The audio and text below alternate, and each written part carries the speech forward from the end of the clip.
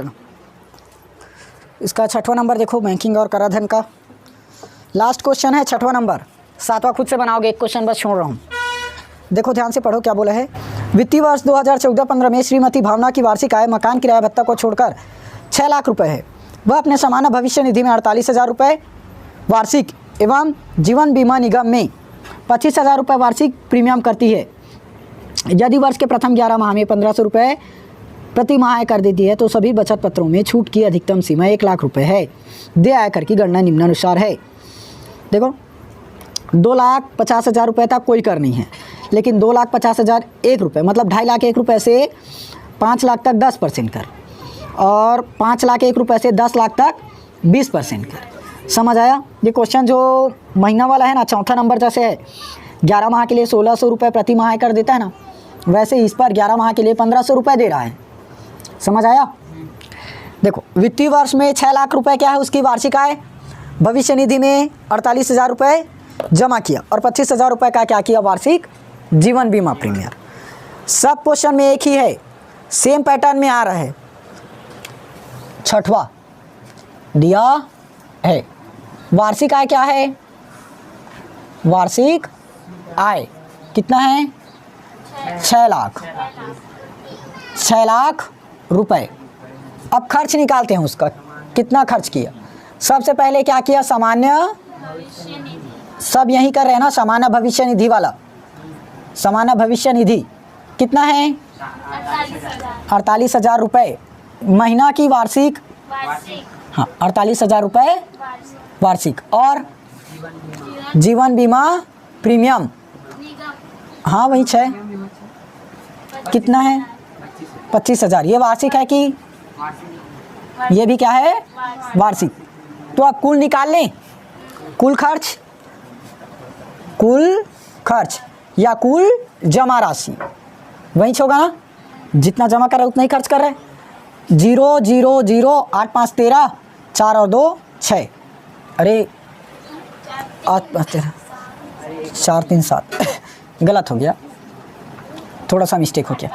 0 ये 0 ये 0 8 5 13 का 3 हासिल 1 4 और 3 7, कितना खर्च हुआ टोटल 73,000। अब उसके पास वार्षिक आय कितना है 6 लाख रुपए, 6 लाख रुपए है ना, और 6 लाख रुपए में क्या किया उसने 73,000 खर्च कर दिया। 6 लाख रुपए में 73,000 खर्च किया तो शेष राशि, शेष राशि 6 लाख रुपए था पहले, कितना खर्च कर दिया, चलो क्या किए थे शेष राशि 6 लाख रुपए पहले था, खर्च कितना कर दिया 73,000 रुपये। घटाएं 6 लाख, इसमें क्या माइनस करना है 73,000, 0 0 0 और ये 6, 10 में 3 घटाए 7, फिर 10 में 8 घटाए 2 और 6 में 1 घटाए 5, कितना बचा 5,27,000 रुपये। इतना रुपए बचा है खर्च करने के बाद। समझ आया? 5,27,000 रुपये। अब क्वेश्चन ध्यान से पढ़ो फिर से, क्या बोला गया है 2,50,000 तक क्या करना है हमें, कोई कर नहीं देना है, मतलब 2.5 लाख तक कोई कर नहीं देना है। तो 2.5 लाख तक कर क्या है हमारा 0, लेकिन 2.5 लाख से ऊपर होने पर 10% कर है। 2.5 लाख से ऊपर होने पर 10% कर, तो हमारा जो कर है वो 5,27,000 2.5 लाख से 5 लाख के बीच में आएगा या 5 लाख से 10 लाख के बीच में आएगा। मैं पूछ रहा हूँ 2.5, ये 2 से 5 के बीच में आएगा या 5 से 10 के बीच में आएगा, 2 से 5 में आएगा। अब इसी की जगह मैं 5.6 कर देता हूँ। अब ये 5 से 10, तो क्या क्या बता रहे हो, तो 5,27,000 किस में आएगा 5 लाख से 10 लाख के बीच। लेकिन छूट क्या बोला है 2.5 लाख रुपए से 5 लाख रुपए तक 10% है, लेकिन हमारा तो इन दोनों के बीच में है ही नहीं, 2.5 लाख से 5 लाख के बीच में नहीं है, तो इस पर अलग से कर निकालेंगे। चूँकि 2.5 लाख 1 रुपए से 5 लाख तक, 5 लाख तक क्या है कर? 10%। तो यही करते हैं क्या, 5 लाख में से 2.5 लाख को घटाते हैं हर बार। 5 लाख माइनस 2.5 लाख मतलब 2,50,000। कितना बचेगा? 2,50,000 ही बचेगा। इसका हमें कितना परसेंट चाहिए? 10% का 10%। तो इसी का 10% निकालें। 2,50,000 गुणित 10 पूरे के बटे में 100। 1010 कटा, कितना बचा? 25,000 रुपये। ये लो 25,000 बचा। अब ध्यान दो, 5 लाख 1 रुपये से 10 लाख तक क्या है? 20% कर है।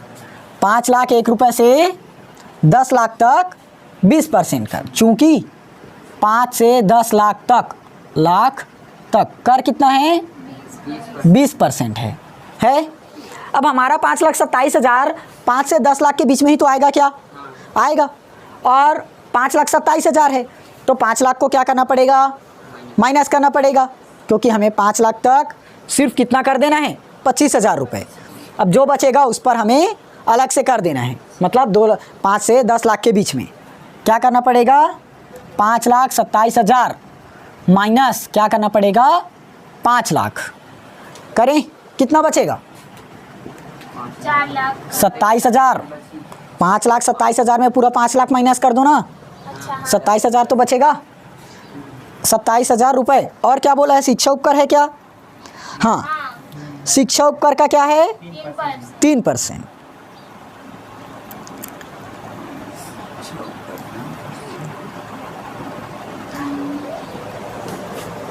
27,000 आया ना, लेकिन 27,000 का हमें क्या निकालना है? 20%। 20% बोला है ना, देखो ध्यान से क्वेश्चन में। 27,000 गुणित 20 बटे 100, क्योंकि 5 लाख से 10 लाख के बीच में हमें कितना कर देना है?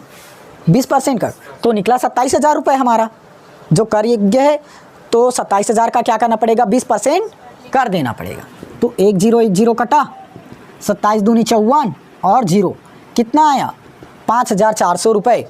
मतलब 27,000 में हमें कितना कर देना है? 5,400 रुपये। समझ आया?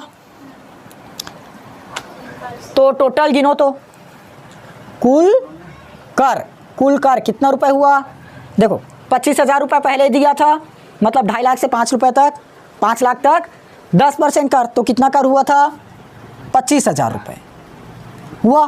प्लस 5 लाख से ऊपर हो गया तो कितना कर दिया? 5400, मतलब 5,400। कितना बन गया? 0 0 ये 4 5 5 10 का 0, हासिल 1 2 और 1 3, 30,400 रुपये। इतना रुपये कर बना। अब ध्यान दो, शिक्षा उपकर कितना है? शिक्षा उपकर 3%। तो 30,400 का 3% निकालना पड़ेगा। क्या बनेगा? 30,400 गुणित 3 बटे में 100। 2 0 कटा, 3 चौक 12, 3 एकम 3। कितना आया? 312 रुपये हुआ। कितना बना? 312। अब देखो टोटल पहले कितना कर दिया था? 30,400। उसके बाद शिक्षा उपकर कितना दिया? 312 रुपये। तो टोटल कितना रुपये बन गया? अब कुल कर, हाँ 30,412 प्लस 30,400 प्लस 312। अरे जोड़ो ना पहले, तो टोटल बता रहे हो, पहले जोड़ेंगे कौन? और ऐसे थोड़ी ना लिखोगे। 2 1 4 3 7 और 30 का 30, 30,712 रुपये। गलत आया। 3 चौक 12, अरे हाँ 1 मिनट, 3 चौक 12 तो किए, लेकिन 3 तिया 9 नहीं किए। अच्छा हाँ तो 912 ना। अब करें 2 का 2, 1 का 1, 9 और 4 13, 3 हासिल 1, तो 1 का 1, 31,312 आएगा। समझ आया? 31,312 रुपये। अब देखो प्रति माह कितना रुपए कर दे रहा है वो? 11 महीने तक हर महीना कितना रुपए कर दे रहा है? 1500। 1500। ये वाला लाइन मिटा दूँ क्या? इसको लिख लेना, ठीक? नहीं, इसको मिटा रहा हूँ ना, ऊपर का लाइन। चलो देखो क्या बोल रहा है, 11 माह तक कर, 11 माह का प्रति माह कर कितना है? 1500 रुपये। देखो एक महीने में वो कितना रुपए कर दे रहा है? अरे यार इसमें देखो ना, एक महीने में कर 1500 रुपये, तो 11 माह में कर क्या होगा? 1500 भागित, गुणा नहीं करोगे? 15 एकम 15, 15 और 1 16 और 2 0, कितना आया? 16,500 रुपये। अब देखो 11 माह में टोटल कितना रुपए कर दिया? 16,500, और कुल वार्षिक में कितना कर दिया? 31,312। तो लास्ट महीने का निकाले, अंतिम माह का कर सेम चौथे जैसे बन रहा है। देखो पिछली बार भी क्या किया था, 11 महीने तक 1600 रुपये कर दिया था, तो हमने पूरे 11 माह का कर निकाला था और कुल वार्षिक वाले में से घटा दिया था। देखो मुझे 20,000 रुपये टोटल देना है, मैंने एक साल में कितना रुपए दिया? 20,000, और हर महीने थोड़ा थोड़ा रुपए करते हुए 11 महीने में 19,000 रुपये दे दिया, तो लास्ट महीने में कितना रुपए दूंगा? 1,000। क्या करना पड़ा? 20,000 में से घटाना पड़ा। तो यहाँ पर वार्षिक ये वाला है, ये हमारा क्या है? वार्षिक है, तो 11 महीने का घटाना पड़ेगा, तो 31,212, अरे 31,312 माइनस 16,500 रुपये, इतना होगा। कितना आएगा? माइनस करो। 15,200। वाह, इसको इस छोटे से जगह में माइनस कर रहा हूँ। देखो 31,312, 16,500 को माइनस, ये 2 1 13 में 5 घटाए 8, 8 5 13, 1 वापिस, 11 में 7 घटाए 4, और 3 में 2 घटाए 1, 14,812 रुपये। मतलब अंतिम माह में कितना रुपए कर देगा? 14,812 रुपये। समझ आया? ये था। देखो समझो एक बार, कुल वार्षिक आय 6 लाख रुपए था, टोटल कितना खर्च किया? 73,000, बचा कितना? 5,27,000। अब हमें 2.5 लाख रुपए से 1 लाख रुपए तक, मतलब 2.5 लाख 1 रुपये से 5 लाख तक क्या करना है?